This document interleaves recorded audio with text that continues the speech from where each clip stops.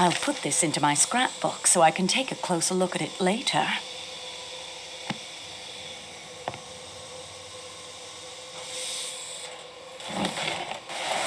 Nothing to find here. Say, this is mighty nice. What can I do for you? My name is Antoinette Marceau. I'm assisting Monsieur Poirot with his investigation. You know the name, perhaps? It does seem familiar, only I always thought it was a dressmaker. Monsieur, for all our sakes, please do not repeat that in front of Monsieur Poirot. Do you promise me? I think I just about promised you anything. Oh, darn it, there I go, sounding like Mr. Ratchett. You had enough of him, I expect, at the market in Istanbul. I didn't mean anything by it except it's the truth. I love your accent. A little bit of British, a little bit of French, a lot of heaven. Darn it, there I go again. It is not a problem, monsieur, but we must be serious now, don't you agree? Serious, yes. Yes, of course. You are Monsieur Ratchett's secretary? Yes, for just over a year now. I met him in Persia. I'd come over from New York to look into an oil concession. I don't suppose you want to hear all about that. Getting oil out of Persia can get pretty difficult these days. Anyway, my friends and I had been let in rather badly over it. Mr. Ratchett was in the same hotel. He just had a row with his secretary, so he offered me the job. He was collecting antiquities, but not knowing any languages, was having kind of a hard time of it. I was pretty down and out, so I jumped at it. What can you tell me about Monsieur Ratchett? The actual truth is, Miss Marceau, it is Miss, isn't it? Wait, don't have to answer. None of my business. The truth is, I don't know anything about him. He never spoke of himself or his life in America. May I have your passport, please? Sure. Here you go. What is your full name, age, and address? Hector Willard McQueen. I'm 28. You're about what, 24, 25? Your address, Monsieur McQueen? That's right, Hector. Always saying the wrong thing. That's me. I live at 58 Warren Street, New York. You must have formed some theory about him, Monsieur McQueen. Well, yes, I did. For one thing, I don't believe Ratchett was his real name. I think he left America in order to escape from someone or something. I think he was successful until a couple of weeks ago. Oh, what happened then? He began to get letters, threatening letters. Did you see these threatening letters? Yes, it was part of my job to attend to his correspondence. Do you still have the letters? I've still got a couple in my files. How did Monsieur Ratchett act when he received the first letter? It's difficult to say. He passed it off with a laugh in that quiet way of his. But somehow, I felt that there was a good deal going on underneath the quietness. Did you know that Monsieur Ratchett had asked Monsieur Poirot to help him? No, I had no idea. Did you like your employer? No, I did not. Why not? I can't exactly say. He was usually quite pleasant in his manner. I'll tell you the truth. Antoinette, sorry, Miss Marceau, I disliked and distrusted him. He was, I am sure, a cruel and dangerous man. Were you on good terms with your employer? This is where I'm supposed to go all goose-fleshy and shifty-eyed, right? Like some thriller? You got nothing on me. And so on. Yeah, sorry, but Ratchett and I were on perfectly good terms. When did you last see Monsieur Ratchett alive? Last evening about 10 o'clock, I guess. Masterman fetched me. Mr. Ratchett wanted me to take down some memoranda for him. On what subject? Some pottery he'd bought, and a statue we were bringing back to Paris with us. It's in the baggage car. Monsieur McQueen, you are correct. Ratchett was an alias. I knew it! Who was he? He was Cassetti, the man behind several notorious kidnapping cases, including the famous affair of little Daisy Armstrong. That damn skunk! If I'd known that, I'd have cut off my right hand before I'd write another letter for him. May he burn in hell. I didn't mean to upset you. I have reason to be upset. My father was the district attorney who handled the case. I saw Mrs. Armstrong more than once. She was a lovely woman, so gentle and heartbroken. If ever a man deserved what he got, Cassetti's the guy. I'm rejoicing. A man like that wasn't fit to live. You almost feel you could have murdered him yourself? I do. Seems I'm kind of incriminating myself here.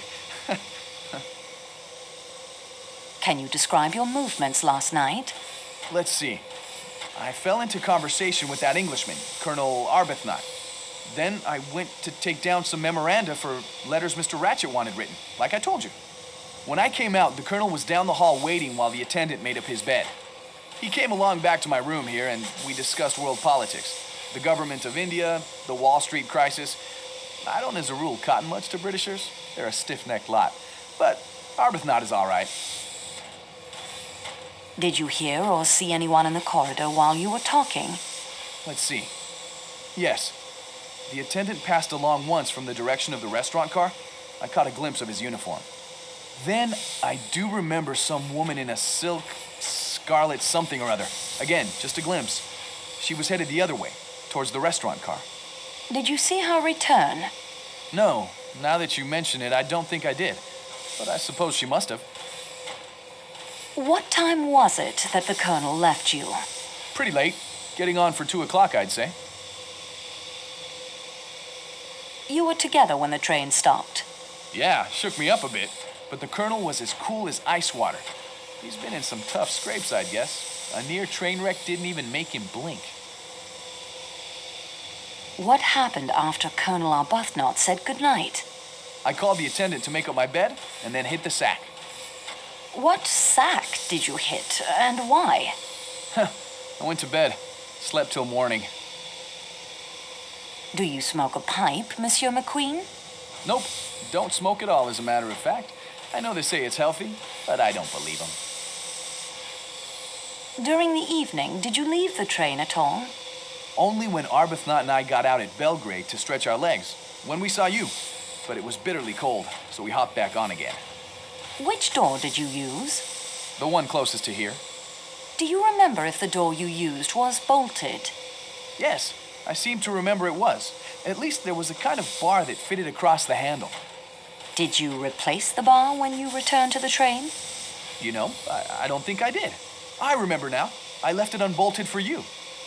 Say, listen, since we know that Ratchett was really that swine Cassetti, there's something you should know.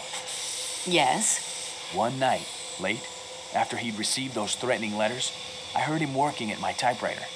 He never did that. He always dictated his letters to me. From then on, wherever we were, he insisted on access to the safe. Whatever that document was, it was important enough that he traveled with it wherever we went. If there wasn't a safe available, he had one installed. I know for a fact he had one installed in the security room in the baggage car. I saw it when we were loading his crate. Do you have the combination? If he didn't trust me to type it for him, you really think he'd give me the combination? Merci, Monsieur McQueen.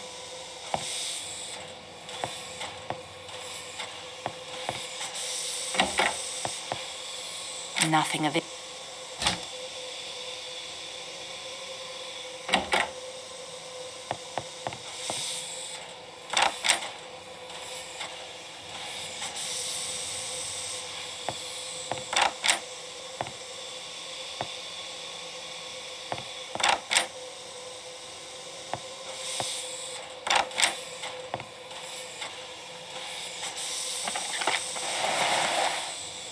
Regardez, mademoiselle. I won't find any. Et voilà.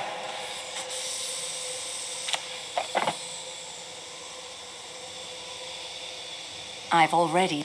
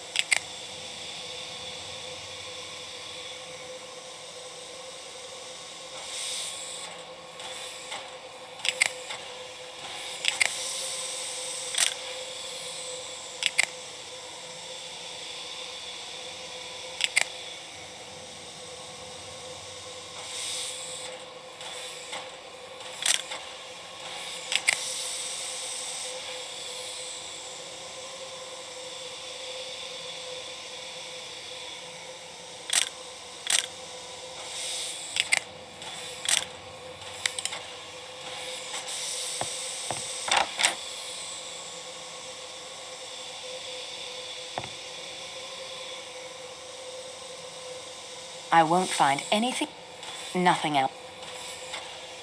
Yes, Fräulein. Frau Schmidt, I am helping Monsieur Poirot in the investigation of Monsieur Ratchett's death. Will you assist me? If I can. May I have your passport? Yeah, here it is. You are Hildegard Schmidt, aged 43, living in St. Petersburg. Where I attend Madame la Princesse, yeah.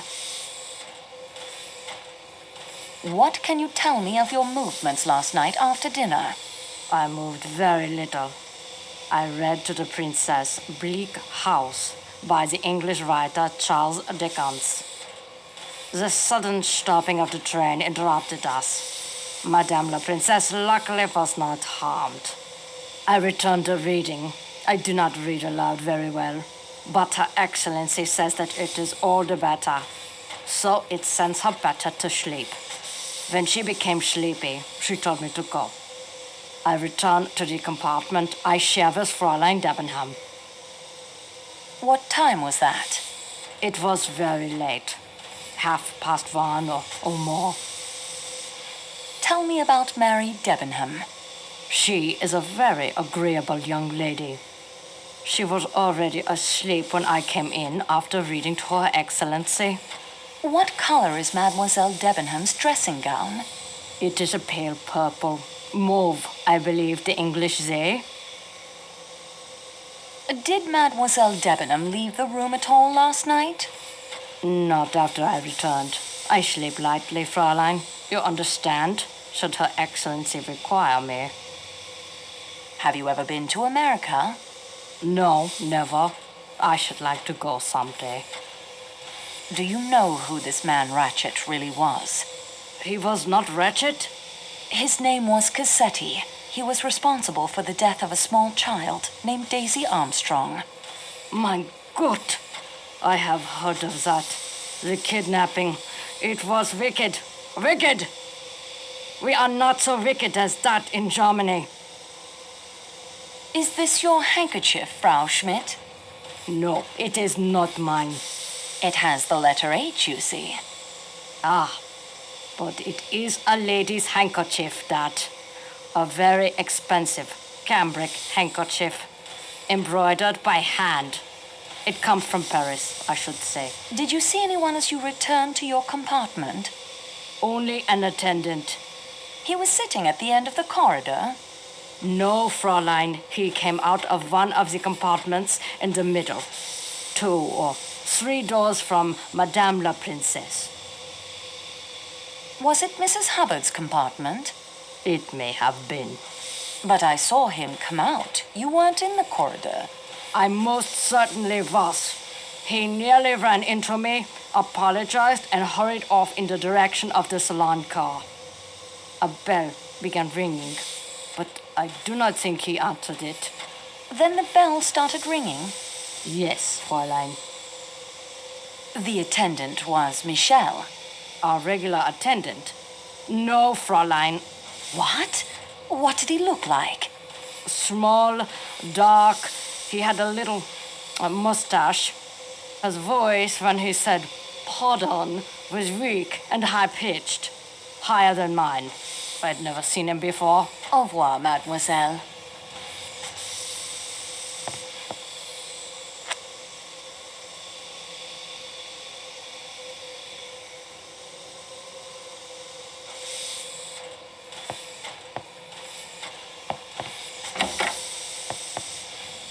Nothing to find.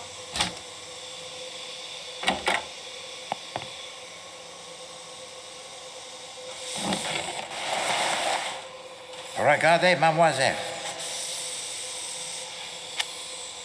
I've already. I don't need.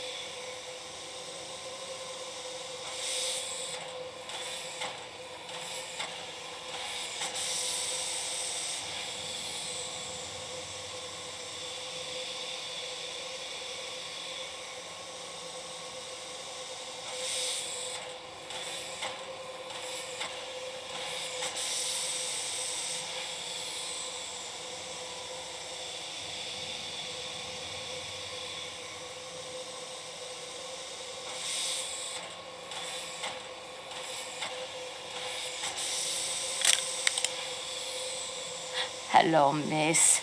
There is more snow coming, I think. Greta, you know Monsieur Poirot has asked me to help him investigate the murder. Yeah, I have heard this. It is satisfactory with you? Very. Will you help me? I will try.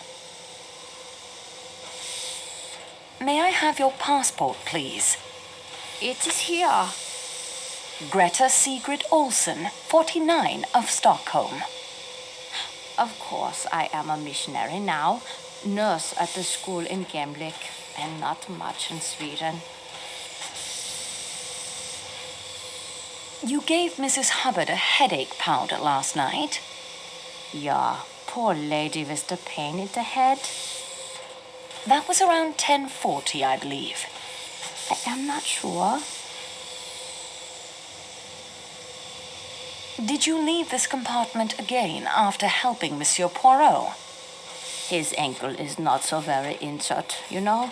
I looked at it again this morning. I think he is not as brave as some of my little children. After Monsieur Poirot. I woke several times, of course, but it is because you were peeking out and leaving the compartment, not I. After that? When you finally settled down. No, I was very tired from all the activity. I slept. If I had gone out, would you not have noticed? I'm not sure. You were here in the lower berth.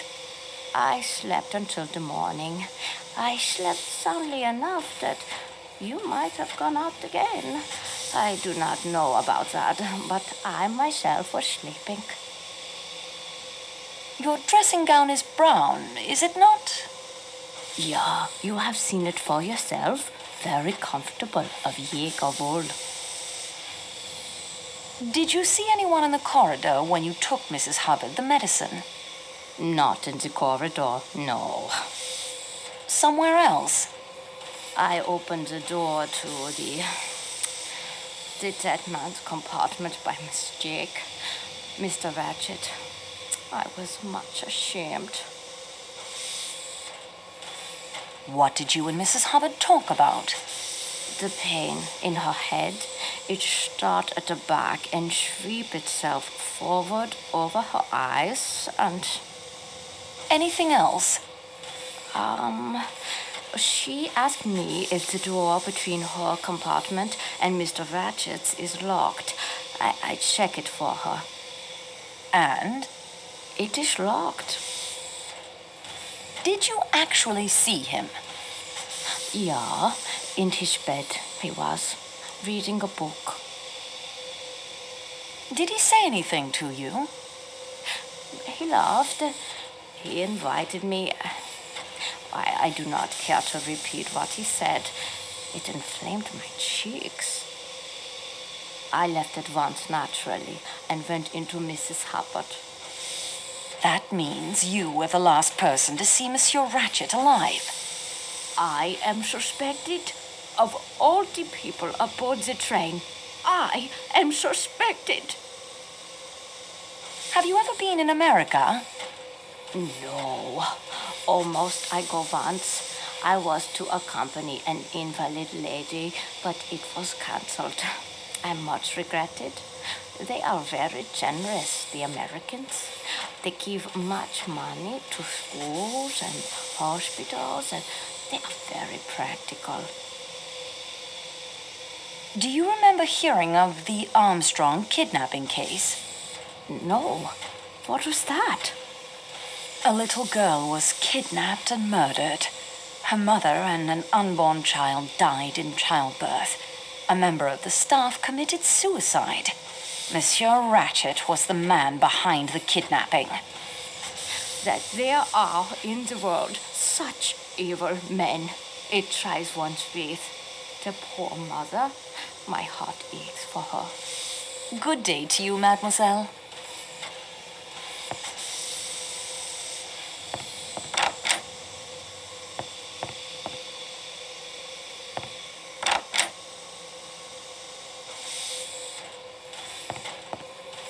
I wouldn't like to... Monsieur Poirot. His menu seems to overemphasize meat dishes. The butcher, seafood, slicing even more temperamental than usual to me. Worse than avalanches and murder. Beyond potato. Why does it not surprise me? What do you know of classic movements last night? And that is everything I have discovered so far. We progress, mademoiselle. Now, let us see what we can learn.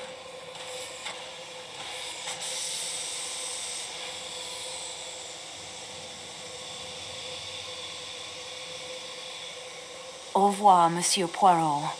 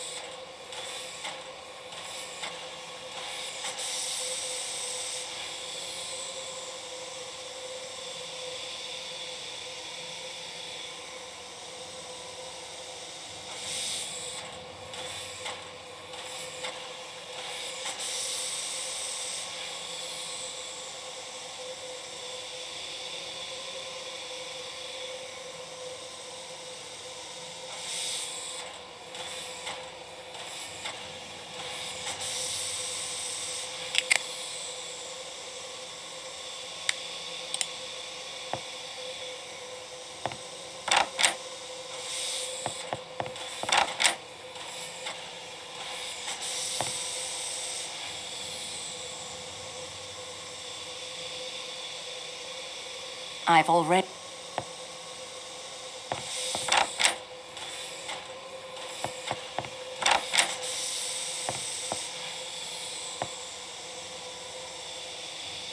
I won't find... I've already said...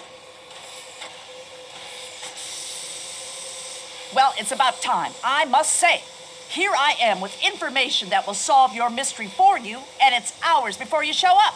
You aren't helping that famous detective, or whatever he is, aren't you?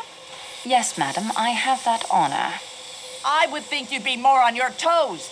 In America, the police would have arrested the culprit by now on my evidence. Then let us proceed without delay.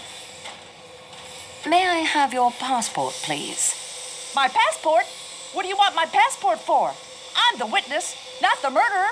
What is wrong with you people in this country? This is Yugoslavia, madam. I am French. That's what I said. Your passport. Thank you. You are Caroline Martha Hubbard of Great Neck, is it? Long Island? That's what it says, doesn't it? You are traveling to Paris to meet your daughter? Yes, that I'm supposed to sail for home the day after tomorrow. Though, how can I do that stuck here? I'll never know. Did you hear any sounds coming from Monsieur Ratchett's room? Well, earlier I'd asked that Swedish lady, Mrs. Olson, if she had anything for a headache. She's a nurse, you know. Yes, I know. Poor soul. Looking for my room, she'd opened the door to Mr. Ratchett's compartment by mistake. He laughed and said something not very nice, I think. But I couldn't make it out. She said, "Oh, I make a mistake. I ashamed to make a mistake," in that bizarre accent of hers. And he laughed again and said something about her being too old. The idea. My late husband, Mr. Hubbard, and I enjoyed conjugal relations right up to the very end. Anything else? After that, I heard snoring. Quite loud, like an airplane engine revving up. What color is your dressing gown? What an odd question. I have 2 dressing gowns, if you must know. A pink flannel that's kind of cozy on board ship, and a purple silk number that my late husband, Mr. Hubbard, gave me. But what in creation do you want to know that for? Someone in a scarlet kimono was seen coming out of either your compartment or Monsieur Ratchett's. It is very difficult to tell sometimes which is which when all the doors are closed. Well, it wasn't mine. Then it must have been Monsieur Ratchett's. That wouldn't surprise me any. I thought I heard a voice in there. Was it a woman you heard in Monsieur Ratchett's room? Yes, I think it was. Did you hear what was said? Well, I didn't put a glass up to the connecting door and eavesdrop, for heaven's sakes. What sort of a person do you think I am? When was it you heard this voice? I have no idea. Sometime after the snoring died. Was it before or after the train stopped? After the man in my room that you have so far failed to ask me about. I woke up, heard the voice, and that was that. Tell me about the man you thought was in your room. At last. No offense intended, sweetie, but you foreigners do just about everything backwards. The man? Well, I was in bed. I woke up. All in the dark it was. And I knew, I tell you, that there was a man in there with me. In your bed? In my what? How dare you? No, in my compartment. I was just so scared I couldn't scream. I just lay there and thought, mercy, I'm going to be killed by some foreigner. These nasty trains. I just lay there with my eyes closed and thought of America. Somehow I got my wits about me and I felt about with my hand and I felt. Yes? The bell button. I pressed it and pressed, but no one came. I thought, mercy, what if they'd murdered every single soul on the train? I went on pressing the bell, and at last, footsteps in the corridor. I dragged on my dressing gown, the pink one. I screamed, come in, and switched on the lights, and would you believe it? There wasn't a soul there. Michel opened your door and entered. Yes, although considering the time it took him to arrive, he must have come by dog sled. He seemed to imagine I dreamt the whole thing. I tell you here and now, I'm not one to imagine things. Michel searched your compartment? Yes, even under the chair, although he said there wasn't room for a man to squeeze himself under there. I asked him to check the connecting door. Was it bolted? No, but I knew it had been because I asked the Swedish lady to check it when she brought me the headache powder. Before Michel arrived, did either door open and close? Sweetie, my eyes were squeezed shut tighter than a banker's fist. I didn't see. And with the bell making all that racket, the intruder could have dynamited a hole in the wall, and I wouldn't have heard it. Do you remember the Armstrong kidnapping? I'll say I do. How that wretch that did it escaped scot-free, I'll never understand. I'd have liked to get my hands on him. You could have, madam, when the connecting door was unbolted. You mean Ratchett was the man? Yes, his real name was Cassetti. Well, imagine that. Wait till I tell my daughter. Were you acquainted with the Armstrong family? Well, they were from New York, too. But no, they moved in a very exclusive circle. I've always heard that Mrs. Armstrong was a perfectly lovely woman and that her husband worshipped her. It was all incredibly sad. I would like to dust the doorknob of the connecting door for fingerprints. My, aren't you the little improviser? Be my guest, sweetie. Search the whole place if you'd like. I need a drink. Mrs. Hubbard, wait. You dropped this. That's not mine. I thought as it has the initial H on it. I've got mine right here. See? It's marked CMH, and it's a sensible thing, not that flimsy, expensive Parisian cambric. What good is a hanky you can't sneeze into?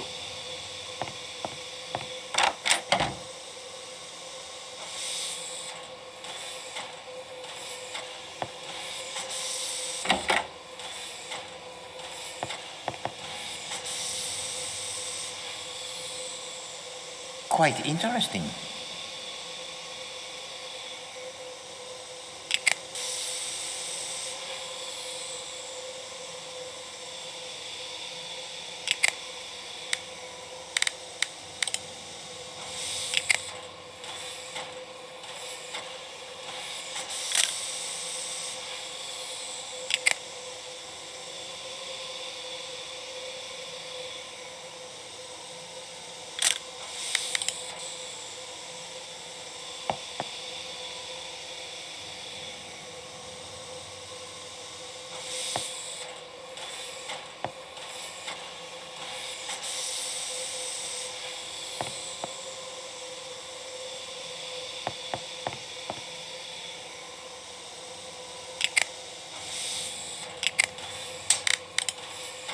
The spout fits perfectly.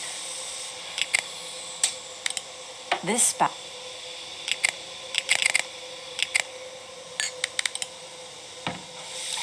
I filled the tumbler with vinegar.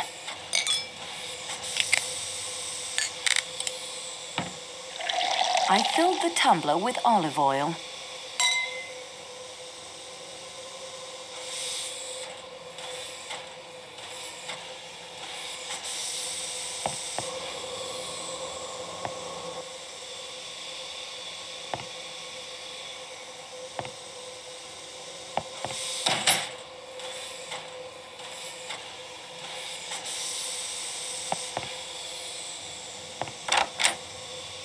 I have the olive oil and vinegar you need for tonight's meal. Let me see then. Yeah, this olive oil is fresh enough and of sufficient quality. The quality of this vinegar will have to do, but there is not nearly enough. Tell me at once where you found it. In the baggage car. There must be far more vinegar for the authentic elderfeld salad. I will get it myself. Splendid.